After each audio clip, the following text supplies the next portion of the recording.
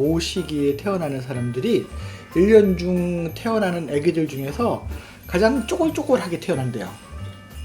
왜요? 제일 어른스러운 에너지를 갖고 태어난다고 할까요? 노인의 모습으로 태어나서 점점 젊어지는 라이프 사이클을 가지고 있는 사람들이 바로 염소자리예요.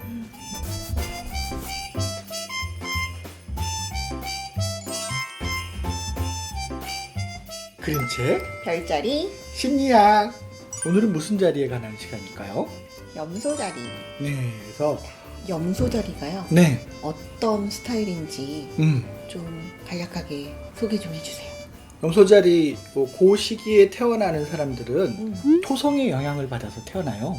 이 토성은 우리가 사는 이 지구에서의 삶에 어떤 이제 에너지, 키워드를 주는 별이냐 하면 질서, 권위, 도전 이런 키워드들을 가지고 있는 별이 네. 바로 토성이에요. 태어날 때는 점잖고 어른스럽고 네. 모범적으로 애들인데도 그렇게 크는 거죠. 네. 그런데 나이가 들면 오히려 더 로맨틱해지고 어린이처럼 순수해지는 그런 라이프 사이클을 가진 사람들이 바로 염소자리다 라고 할 수 있습니다.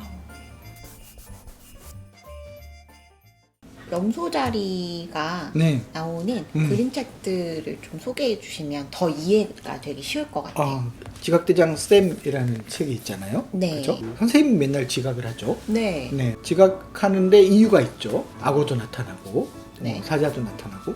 근데 학교에 가서 사실대로 얘기하는데 학생들이 안 믿어주거든요. 네. 학생들이 선생님 지각했어요 막 이러고. 이 책에서는 학생들이 전부 염소자리인 거예요. 네, 선생님이 아니라. 네네. 학생들이 염소자리예요. 현실적이고 규칙을 중요하게 여기는 염소자리고, 네. 선생님은 호기심 많은 쌍둥이 자리인 거죠. 그래서 선생님은 학교 가는 길에 저기 신기한 악어도 있고 사자도 있고 놀 게 많은 거예요. 그래서 놀다 보면 늦을 수도 있고 네. 상상력도 풍부하고. 그런데 여기 이 책에 나오는 학생들은 선생님보다 항상 먼저 와 있잖아요. 네. 그래서 선생님 오늘도 지각이에요.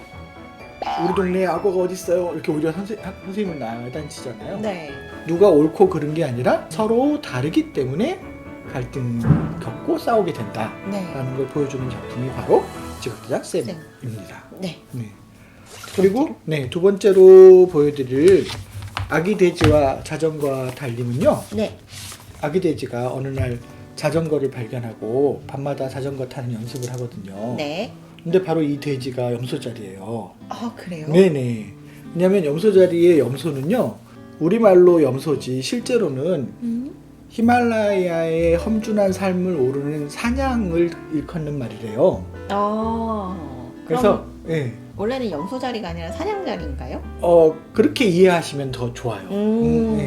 그래서 평지에 이렇게 노는 염소가 아니라 그 험한 히말라야를 한 발 두 발 올라가는 네. 그 에너지를 생각하시면 좋을 것 같아요. 네. 그래서 어떠한 고난도 극복하고 목표를 향해서 네. 뚜벅뚜벅 올라가는 그 에너지가 염소자리에 있다는 거죠. 매번 넘어지면서도 포기하지 않고 네. 자전거를 배우기 도전하는 아기 돼지가 바로 염소자리다.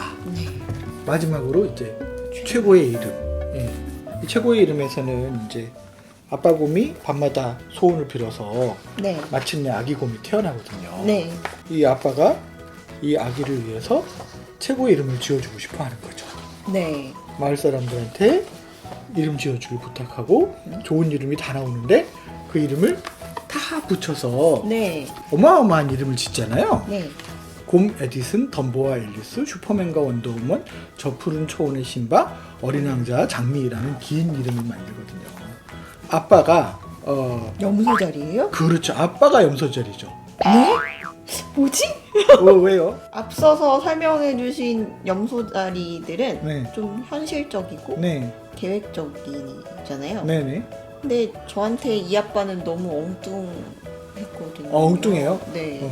엉뚱하지만 최고를 지향한다는 점, 높은 목표, 욕심 내지는 권위, 최고를 지향한다는 어떤 엘리트 의식이 어떻게 보면은 그 염소 자리가 좀 내려놔야 되는 덕목 중에 하나거든요. 네. 엘리트주의가 사실 개인들의 삶을 망치고 있는 것이기도 하잖아요. 네. 그런데 한편으로는 또 자기 발달을 꾀하는 어떤 촉진제 역할을 하는 거죠. 최고가 되려고 하거나 아니면 자기의 선배나 자기보다 그 권위적으로 높은 곳에 있는 사람들을 존중하거나 뭐 이런 에너지가 있는 거죠. 그러니까 기존의 보수적인 제도와 규율 같은 거를 자기도 모르게 존중하고 받아들이는 에너지가 있는 거예요.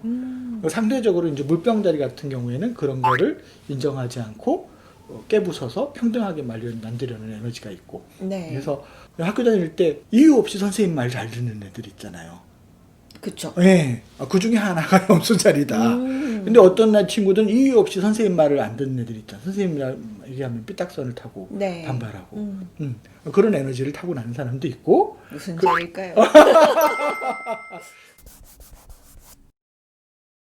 이 염소자리 시즌에 태어나는 사람들이 가지고 있는 거꾸로 되는 라이프 사이클 아니면은 자신의 목표를 향해서 끊임없이 도전하는 에너지 이런 것들은 그들의 삶을 더 행복하게 만드는데 되게 중요한 촉매로 작용하고 있는 것 같고요. 저는 제일 친한 친구가 염소 자리. 아 그래요? 네네.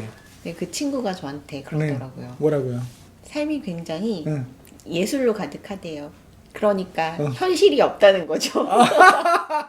신야 선생님한테 네. 너무 비현실적이지 않냐. 네. 네. 근데 한편으로 염소자리들은 너무 현실적이어서 힘든 면도 있어요. 그래서 스스로 이제 원하는 바를 늘 아직 도달해 있지 않으니까 걱정, 근심도 많고 약간 우울한 그런 에너지들도 있습니다. 그래서 심각하게 받아들이기보다는 오히려 이제 이렇게 그림책이든 예술적인 자양분을 많이 습득해서 자신의 감정 조절을 할 수 있는 게 자신의 꿈을 이뤄가는데 훨씬 도움이 된다. 덕분에 제 친구를 더 잘 이해할 수 있게 됐어요. 그랬어요? 네. 네. 언젠가 이제 그분이 이제 계자리 편을 보게 되면 신야 선생님을 더 잘 이해하게 되지 않을까요? 네. 오늘 얘기를 들으시고 걔가 염소자리다 그랬어? 이렇게 하시는 분들이 계실지 모르겠는데 네. 그건 곤란하다. 왜냐하면 별자리는 아무 죄가 없다. 모든 별자리가 훌륭한 에너지, 좋은 에너지를 갖고 있다. 그 에너지를 긍정적으로 발휘할 수 있도록 너는 정말 멋진 염소자리 에너지를 갖고 있어 라고 응원해 주시면 좋겠다. 네. 네. 결국 이 별자리 심리학의 바탕이 뭐냐면 별에서 에너지가 온 거거든요. 네. 그리고 우리가 다시 별로 돌아가거든요. 그래서 사람이 곧 별이다. 오. 네. 별의 마음으로 네. 더 많은 사람들을 사랑하고 별도 네. 사랑하고 네. 그림책도 보면서 네. 또 앞으로 행복한 2021년을 꾸려가면 좋겠습니다. 정말 그랬으면 좋겠습니다. 네. 그 별심은 다음 달에 또 찾아옵니다.